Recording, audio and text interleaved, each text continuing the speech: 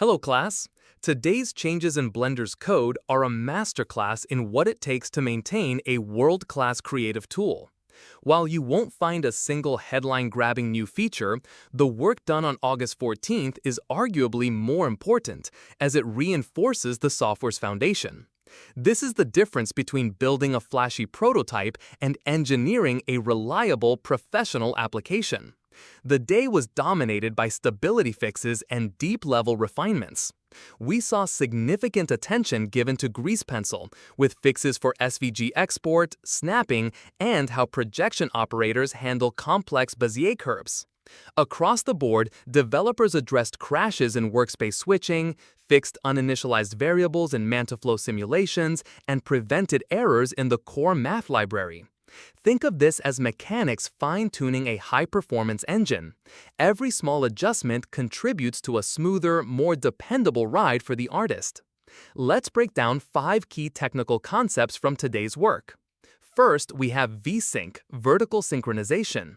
VSync forces a program's frame rate to match a monitor's refresh rate to prevent screen tearing. Today, developers explicitly disabled it for performance tests. This is critical because VSync limits the frame rate, which would hide the true performance of the code being tested, giving misleading benchmark results. Second is the idea of stochastic versus deterministic interpolation, seen in Cycle's volume rendering.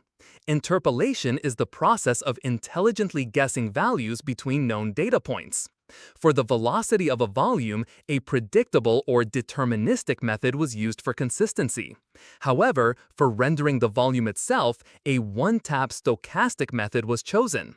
This introduces a tiny, controlled amount of randomness to break up patterns and create a more natural, less computer-generated look.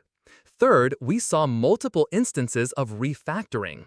This is the process of restructuring existing computer code, changing the factoring, without changing its external behavior.